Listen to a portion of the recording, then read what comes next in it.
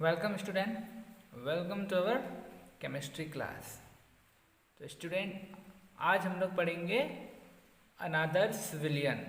ठीक है, इससे पहले कल हम लोग पढ़े थे आदर्श विलयन। ठीक है, और मैं पहले तो आप लोग को बता देता हूँ आदर्श विलयन क्या होता है। तो वे विलयन जो सभी सांद्रता तथा सभी ताप पर राउल्ट के नियम का पालन करते हैं, ऐसा विलयन को हम आदर्श विलयन कहते हैं। ठीक है, अब अनादर्श विलयन जो है वे विलयन है जो सभी सांद्रता तथा सभी तापों पर राउल्ट के नियम का पालन नहीं करते, ऐसे विलयन को हम अनादर्श विलयन कहते हैं। ठीक है, अर्थात ध्यान देना, जो अनादर्श विलयन में एंथैल्पी परिवर्तन और जो आयतन परिवर्तन है वो राउल्ट के नियम के बराबर नहीं होगा। या तो इसमें एंथैल्पी परिवर्तन अधिक होगा या कम होगा, या आयतन में परिवर्तन अधिक होगा या कम होगा।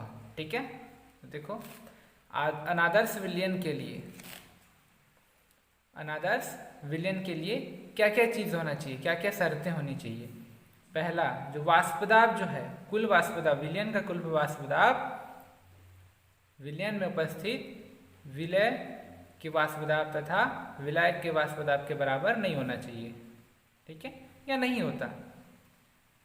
दूसरा, जो आयतन है, कुल आयतन, वो 0 के बराबर नहीं होता, मतलब आयतन अधिक भी हो सकता है और कम भी हो सकता है।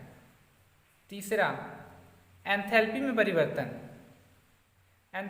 परिवर्तन अगर देखें तो ये भी नॉट इज इक्वल टू 0 होता है, अर्थात एंथैल्पी में परिवर्तन अधिक भी हो सकता है, कम भी हो सकता है, अर्थात ये ऊष्मा का अवशोषण भी कर सकता है या उत्सर्जन भी कर सकता है। ठीक है, तो स्टूडेंट, इसके कुछ उदाहरण हैं यहाँ पर। अल्कोहल का जल में विलयन, ये अनादर्श विलयन के प्रकार है। दूसरा, नाइट्रिक अम्ल का जल में विलयन। ऐसे बहुत सारे और भी एग्जाम्पल्स हैं। ठीक है, बट समझने के लिए 2 एग्जाम्पल काफ़ी है। तो स्टूडेंट, चलो आगे हम लोग देखते हैं अनादर्श विलयन के प्रकार। अनादर्श विलयन 2 प्रकार के होते हैं। पहला जो है धनात्मक विचलन दर्शाने वाले अनादर्श विलयन, दूसरा है ऋणात्मक विचलन दर्शाने वाले अनादर्श विलयन। तो सबसे पहले हम देखेंगे धनात्मक विचलन दर्शाने वाले अनादर्श विलयन।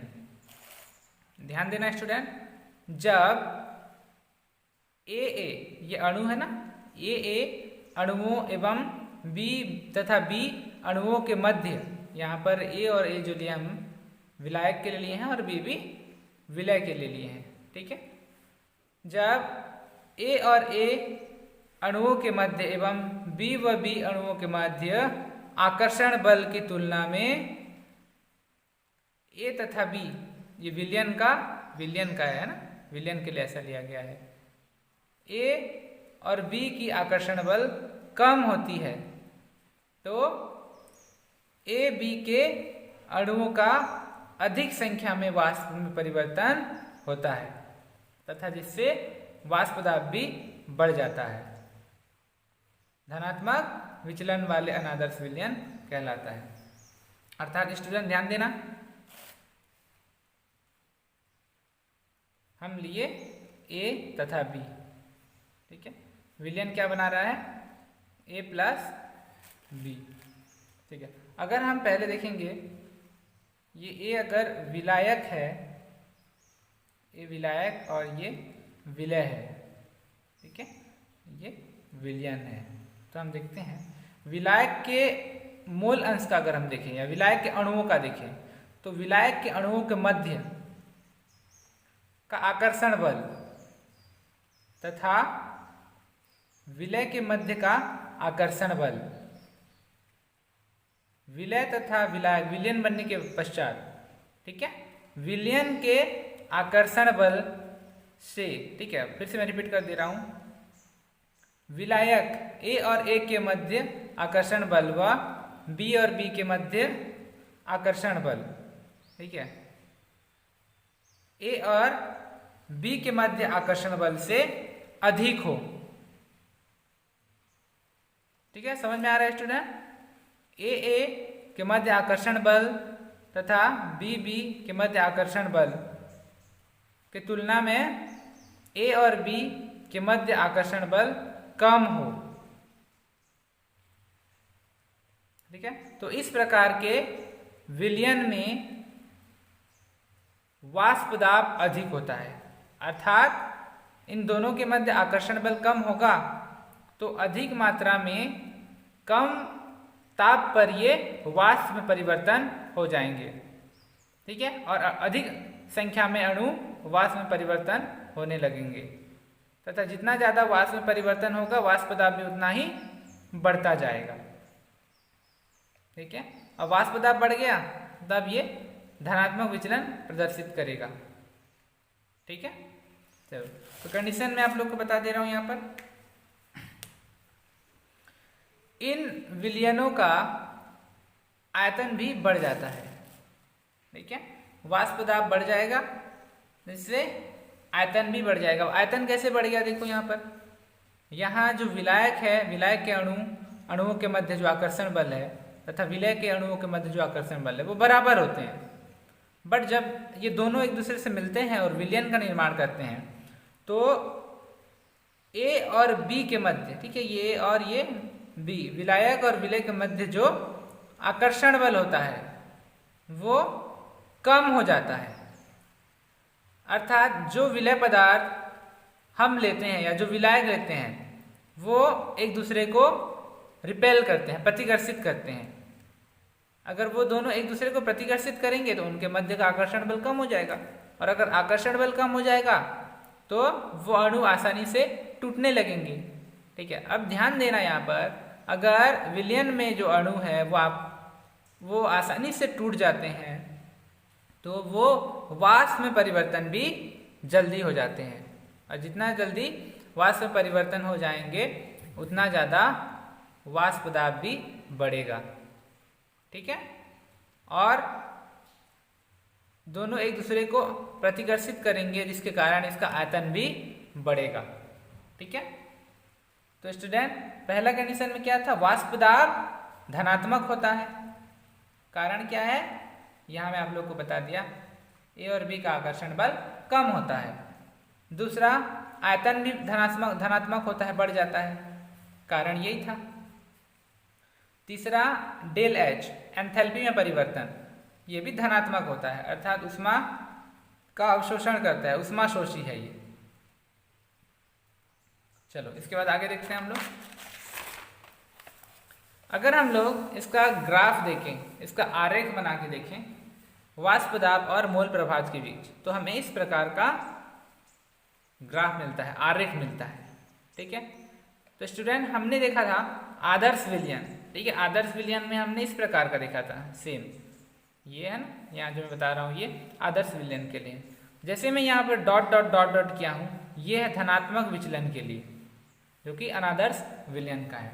चलो तो हम लोग समझते हैं। तो स्टूडेंट ध्यान देना, देखो पहले क्या करते हैं हम लोग, फॉर्मूला में पुट किए थे x की वैल्यू 1 और x की वैल्यू 0, तो क्या मिला था हमको P0 और P0 A, क्या मिला था P0 A। ठीक है, उसके बाद x की वैल्यू 1 और x की वैल्यू 0 रखे थे, तब हमें मिला था P0 B। अब देखो अनादर्श विलयन का जो धनात्मक प्रकार का अनादर्श विलयन है उसमें क्या बोला है, वाष्प दाब में परिवर्तन होता है, अर्थात वाष्प दाब बढ़ जाता है, आयतन भी बढ़ेगा, वाष्प दाब भी बढ़ेगा। तो उसके लिए हमने क्या लिखा है, देखो ऊपर में थोड़ा सा हमने बढ़ा दिया है, ये मतलब धनात्मक विचलित कर दिया है इसको। ठीक है, तो ये था स्टूडेंट धनात्मक विचलन प्रदर्शित करने वाले अनादर्श विलयन तथा उसका वाष्प दाब एवं मोल प्रभाज के बीच खींचा गया आरेख। अब और एक चीज ध्यान देना यहाँ पर, ऐसा मिश्रण जिसका क्वथनांक मतलब बॉइलिंग पॉइंट होता है, ऐसा मिश्रण जिसका क्वथनांक इसके घटकों के क्वथनांक से कम हो जाता है उसे न्यूनतम क्वथनांक की स्थिर क्वाथी कहते हैं। तो यहाँ पर एक क्वेश्चन है ये, अगर आपको पूछा जाए कि न्यूनतम क्वथनांकी स्थिर क्वाथी किसे कहते हैं, तो आप बता सकते हो, है ना।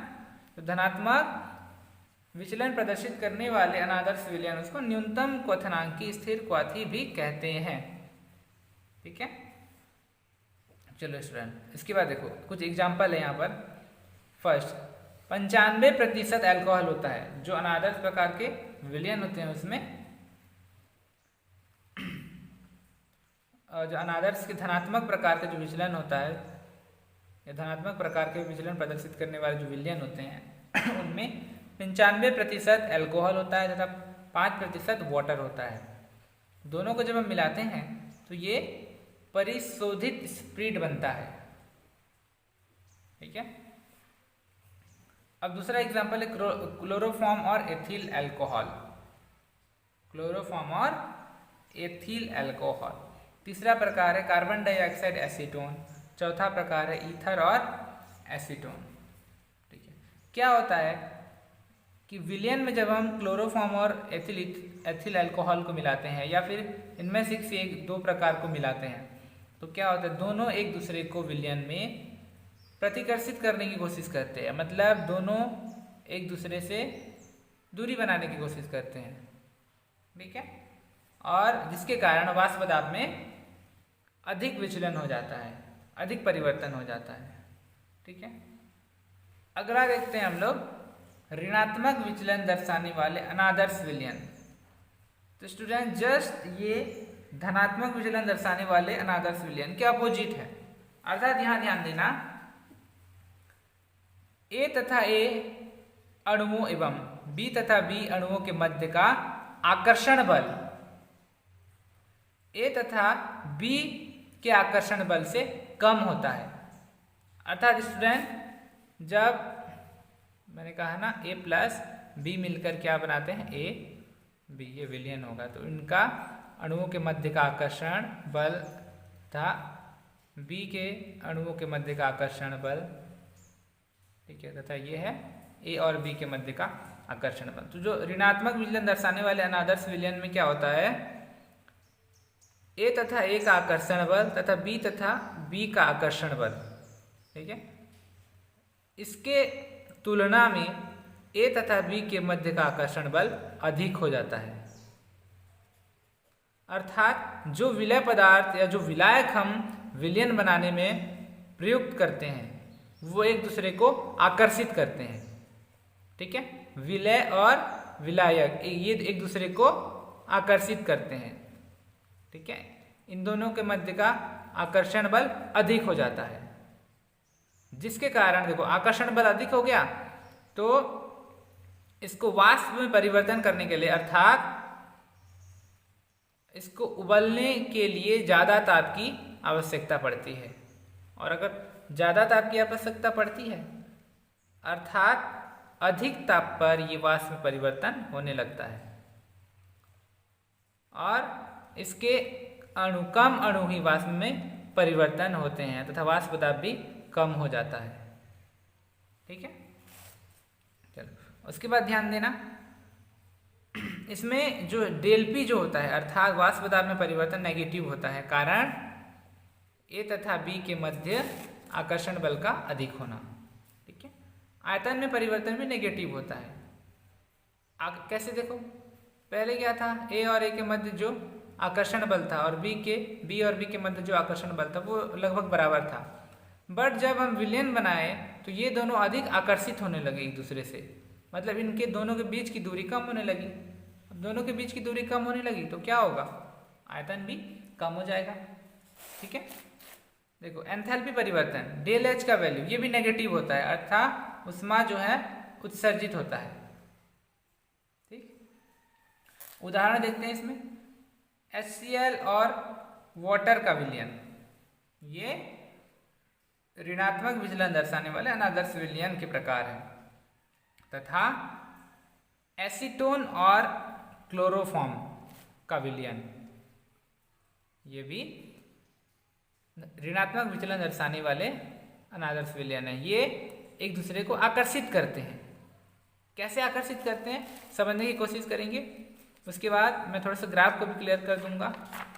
ठीक है, देखो मैं ले रहा हूँ एसीटोन। एसीटोन में हमने लिया CH3, ठीक है, CH3 C11O, यहाँ पे लिया CH3, ये एसीटोन है। और इधर हम लोग ले रहे हैं क्लोरोफॉर्म, ठीक है, CHCl3, ठीक है।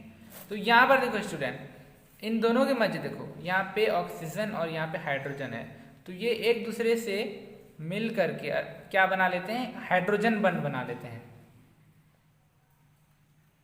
हाइड्रोजन बंध बना देते हैं, जो कि अत्यधिक प्रबल आकर्षण बल होता है। ठीक है, अत्यधिक प्रबल होता है, इनके मध्य जो आकर्षण बल होता है वो प्रबल होता है।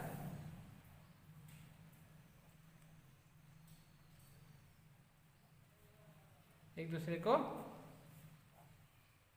अत्यधिक प्रबल आकर्षण बल से ये जुड़े हुए होते हैं या जुड़ जाते हैं।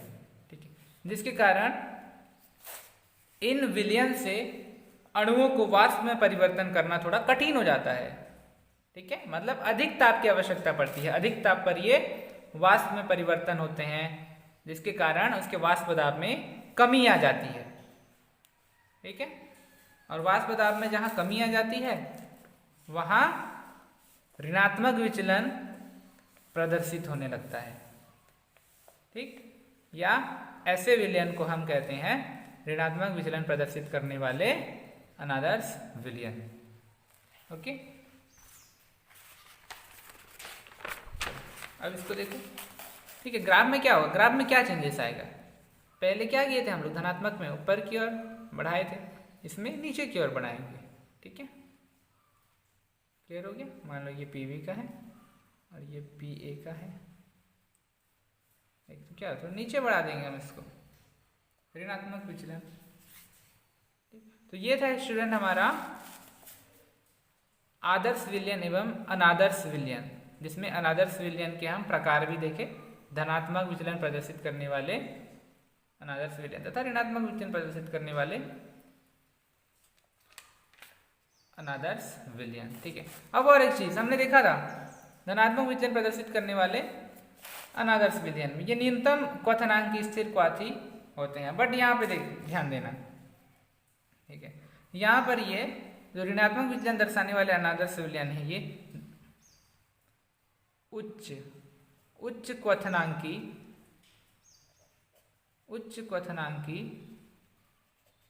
स्थिर क्वाथी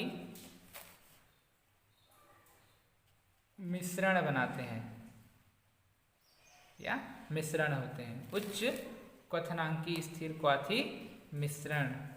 ठीक है, ध्यान देना, अगर आप लोग को पूछा जाए कि न्यूनतम या निम्न क्वथनांकी स्थिर क्वाथी और उच्च क्वथनांकी स्थिर क्वाथी मिश्रण किसे कहते हैं, तो आप लोग बस अनादर्श विलयन के प्रकार को ही समझा देना, आपका सही हो जाएगा। ठीक है स्टूडेंट, ठीक।